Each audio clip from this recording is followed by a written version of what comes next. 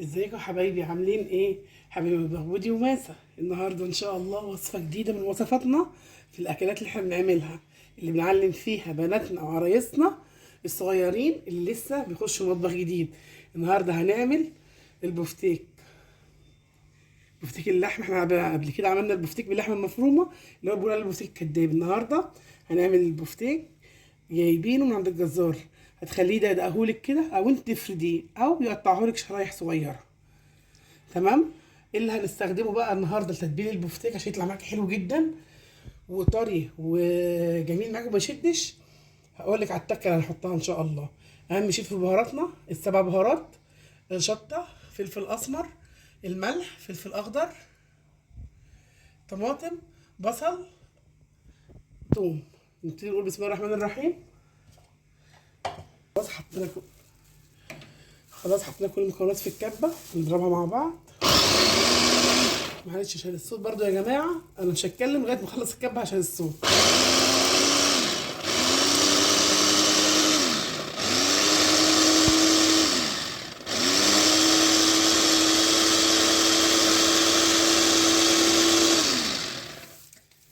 خلاص كده. هقول لك بقى على الخلطه بتاعتنا، ما تخليش البصمات او العيش يقع من عليه. لو عندك عيش عادي اللي انت بتاكليه العيش البلدي تحمصيه وتضربيه في الكبه. ما عندكيش يبقى بتجيب بصمات من بره وبتشتغلي بيها عادي. شايفين بقى لونها عامل ازاي الخلطه؟ تحفه. هتقلبي بالشكل دوت كده اهو، زي ما عاوزينكم. ذكر الرسول صلى الله عليه وسلم، اللهم صل وسلم وبارك عليك يا حبيبي يا رسول الله صلى الله عليه وسلم. يبقى يومنا جميل وزي العسل كده، كل حاجه بركه في بيتنا. خلاص كده. ده كده خلاص الخلطه الاساسيه عملناها. المكون السحري بقى اللي هيخليها دايبه معاك اللحمه وزي العسل: معلقه الخل اللي احنا حطيناها دي.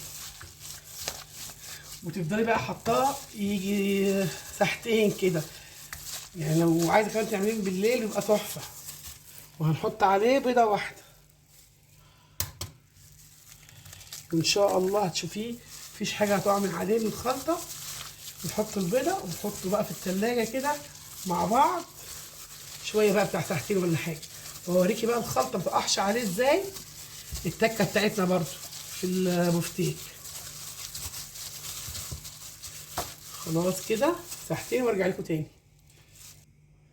خلاص عدت الساعتين، جبناه الخلطه اللي عاملاه ايه. انا محمصه عيش، العيش البواقي اللي عندي بلمها وبحمصها في الفرن او في الميكروويف، وشويه دقيق.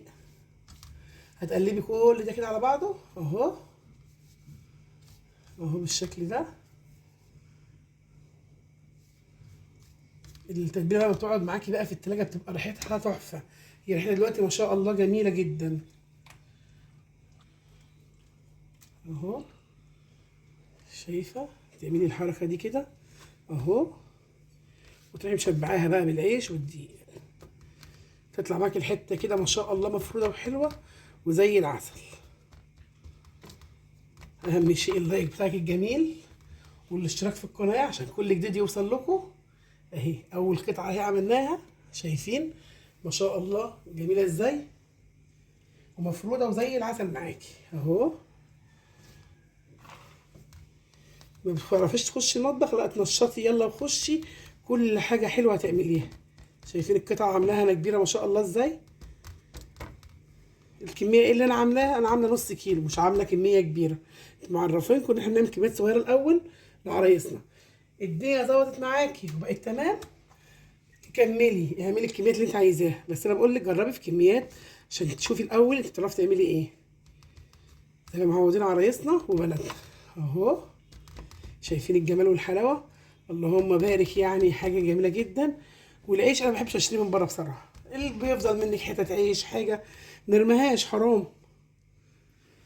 امسكيها حمصيها، لما تنشف معاك كده تروحي ماسكاها في الكبه مكسراها وعاملاها، والله العظيم بتبقى زي العسل. للبانيه، للبفتيك، اللي نحط منها على الكفته. ما احنا قبل كده حطينا البصمات على الكفته، يعني وفري ودبري.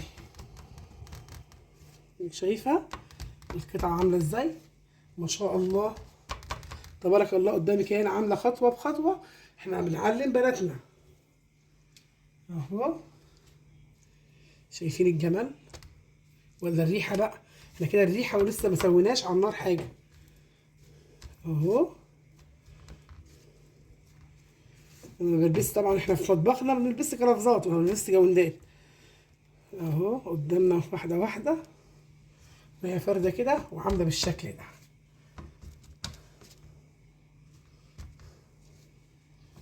خلاص كده خلصناه. هحطه في نص ساعه بالظبط. امال المحضر هعمل جنبيه مكرونه النهارده. انت اي حاجه اعمليها جنبيها، عايز تكليف سندوتشات، عايز تكليف اي حاجه انت حر. بس انا هعمل لولادي جنبيه مكرونه النهارده. بس كده يا حبايبي بقى نبتدي نقلي فيه. وحاطين زيت على النار ومسخنينه. هننزل بالراحه كده بيه اهو. هتاكلي احلى حته بفتيك بالتتبيله اللي انا عملتها دي. ان شاء الله يطلع معاكي ناجح. وقلت لك جربي بكميه قليله زي ما معودينكم، المطبخ بودي وماسه. وارجعي زودي الكميه بعد كده. الحركه اللي احنا عملناها وحطيناها في التلاجة نص ساعه دي بتخليه زي الفل معاكي ان شاء الله. وبقى انت حطيه على الخضره، قطعي له جرجير، قطعي بقدونس، حمري جنبه بطاطس. دي اذواق يعني، حريه شخصيه ليكي في التقديم. او هتاكليه مع ايه اهو. شايفه الحته ما كانتش معاكي عشان قلت لك لو انت جايباها حته سليمه يعني الجزار هو بيقطعها بفتيك. لو انت قولوا دقهولي شويه او وسعهولي شويه. لو ما عملوش فيكي كده انت في البيت اعملي الحركه دي. شايفه ما فصلش معاكي حاجه ازاي؟ ما شاء الله تبارك الله يعني. تعملي احلى حته بفتيك بطريقه ناجحه اهو. شايفه بتوسعي كده وننزل حته كمان. التتبيله تحفه والريحه ما شاء الله. يجيب عندك الزيت كله لاخر الزيت كده ريحته وجمال. وزي ما قلت لك قررت كميه قليله وبعد كده رجعت بكميه ضعفيها. لما تضعفي الكميه يطلع معاكي ما شاء الله ناجح.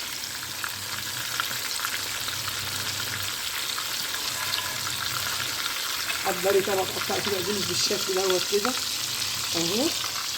التقديم دي بقى يعني ايه؟ برضو العين بتاكل قبل الاكل يعني، قبل البطن وقبل البق وقبل اي حاجه. العين نفسها هي اللي بتدي ايحاء كده الاكل جميل. فدايما زوقي لاولادك سفرتهم الترابيزه بتاعتهم. او انت عروسه كده برضو خلي جوزك كده يخش يلاقي الاكل شكله جميل. الولاد دي مبهجه كده في الاكل ان شاء الله. يعني زي ما انت شايفه اهو الديب ابيض قدامك زي الفل. اي بواقي عيش عندك ما ترميهاش، حمصيها وفي الكب تيجي ضرباها وتيجي محملاها في الخلاط اهو. شفتي عملتها لك مره واثنين اللهم بارك يعني ما شاء الله. حته البفتيك ماسكه نفسها وفي السريع يعني. دي اكله انا مسميها اكله في السريع. انا هعمل دول بس قدامكم عشان الفيديو ما يبقاش طويل عليكم واخلص وارجع اكمل ليكم باقي الكميه. شايفين طلع معاكي ما شاء الله عامل ازاي؟ خلاص كده يا حبايبي خلصنا البفتيك بتاعنا الخطير الجميل اللي قلت لك مفيش حاجه هتقع منه في الطاسه وانت بتقليه. ما شاء الله تبارك الله يعني. وصفاتنا جميله وسهله ونعلم عرايسنا وبناتنا. شايفين الجمال؟ شايفين الشكل عامل ازاي؟ وجرناش انت بقى وحطي اللي انت عايزاه.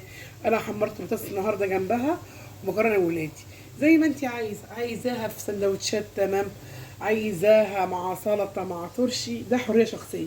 الكميه قد ايه؟ اللهم بارك. ده كل ده نص كيلو. زي ما معرفينكم مطبخنا بيعلم البنات الصغيره والعرايس. واللي ما يعرفش وصفه يدخل مطبخنا يشوف وصفاتنا ان شاء الله تنول اعجابكم. ومن جمالها ما تبطلوش ان شاء الله عمايلها. ونقول لكم كل سنه وانتم طيبين ويا رب على طول متهنيين. وان شاء الله في فيديو جديد نقول لكم ايه؟ السلام عليكم ورحمه الله وبركاته.